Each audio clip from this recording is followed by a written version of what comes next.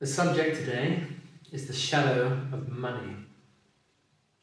So I'd like to introduce this subject in a broad context to begin with.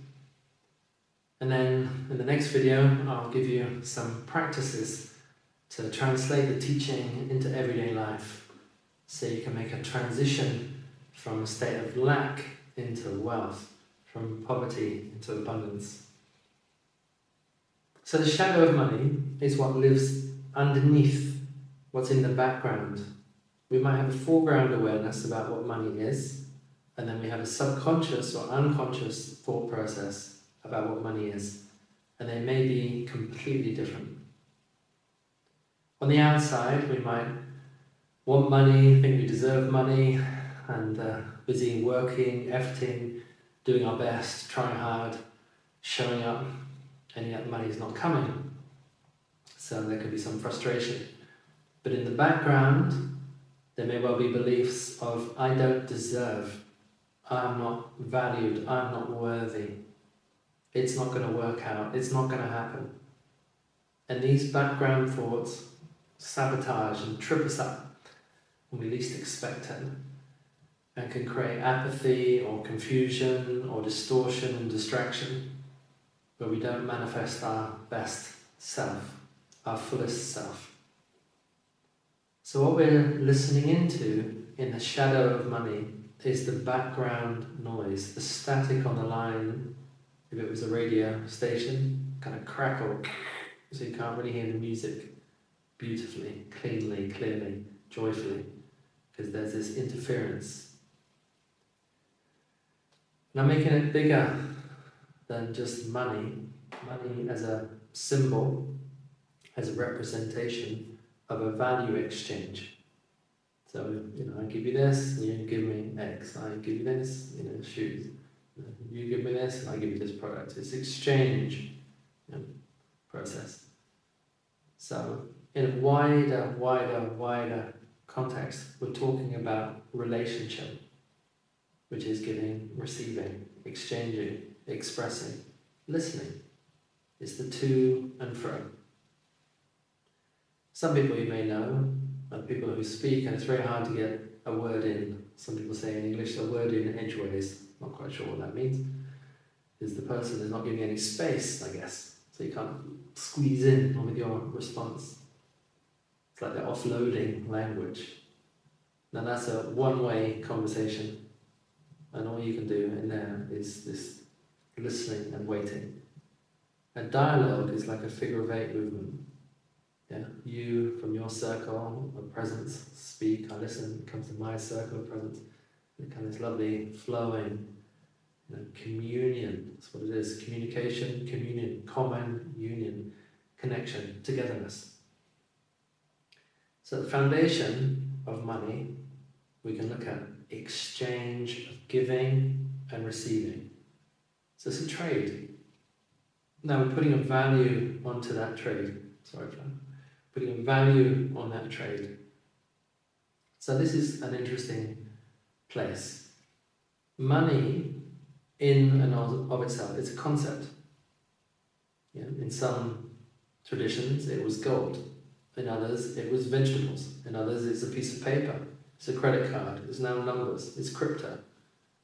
Money, the form changes. But what is there is it's still trading, giving, receiving, giving, receiving.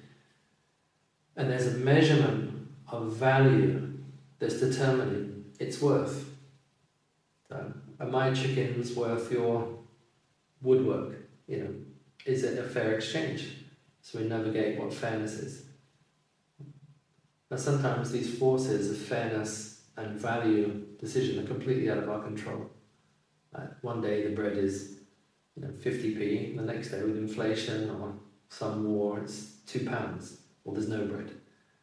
So there's a fluctuation in value. All of this goes to say is we add meaning to the concept of money. So the meaning is the story we tell about money. Now, consciously, we can tell an abundance story about money, full of value, full of worth, full of of prosperity and thriving and giving and overflow and receiving. Yeah?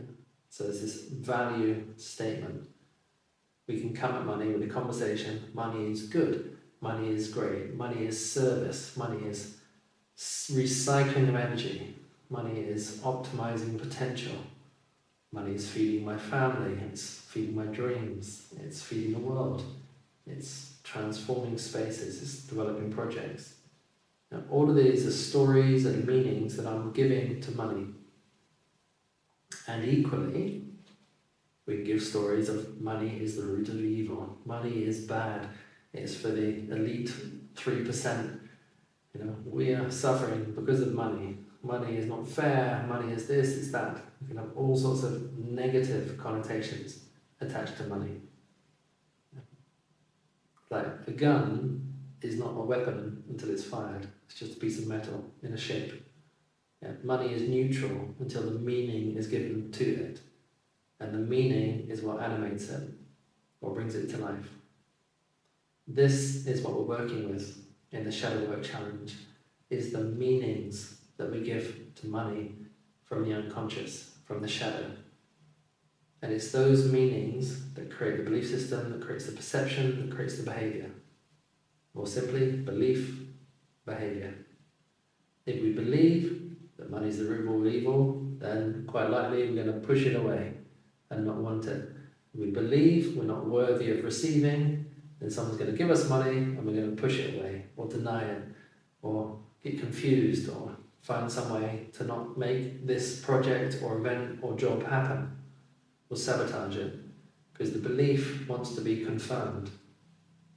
Self-confirming belief, self-fulfilling prophecy.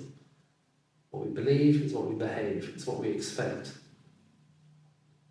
So we're really seeing our beliefs. Okay? Seeing our beliefs. So it's really important to understand what is in here. What is in here, in the unconscious, in the background, in this conversation, in the stories, in the meaning. What are the value judgments? What is the criticism? What is the worth? What is my measurement? What am I worth? Am I worthless? Am I valueless?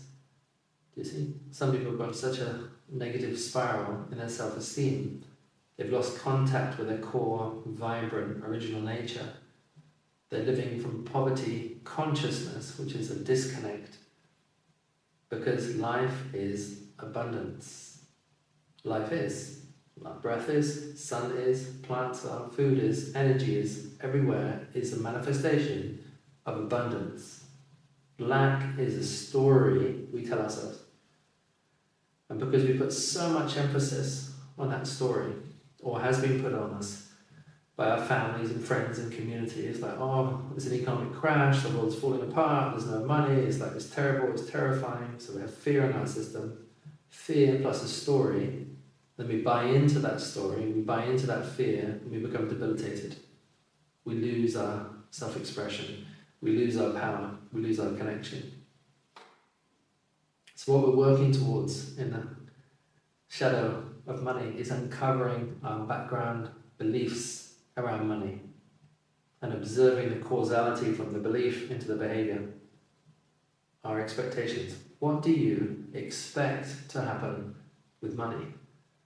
And if you listen honestly and carefully and truthfully and follow it through, there may be an expectation, I'm only going to receive 20,000 a year, or £400 for this job, or nothing because I'm a charity worker, or I'm always giving and people are taking. And listen to the story that we wrap around money. Yeah. So we start to see money as a symbol of our belief systems, our meanings, our values, our sense of worth. And it's a trade as well. We're trading value statements. I'm worth this. No, I'm a coach. It's like, I'm offering you 2 hours of my time, you're paying me £100. It's like, that's an exchange that I put a value on that's worth my training, expertise, wisdom, presence, guidance. And £100 is a value statement that's going to transform your life and open things up. That's really priceless. But we're playing a game of value and expression. could charge £200, £500.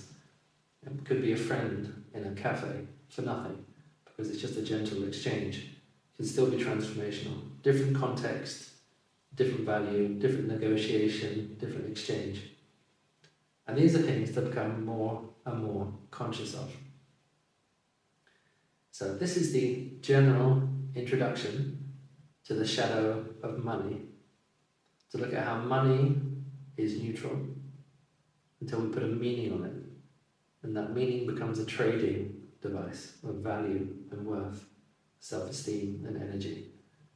So I want us to explore this a bit more in some practices that I'm going to offer you in a moment.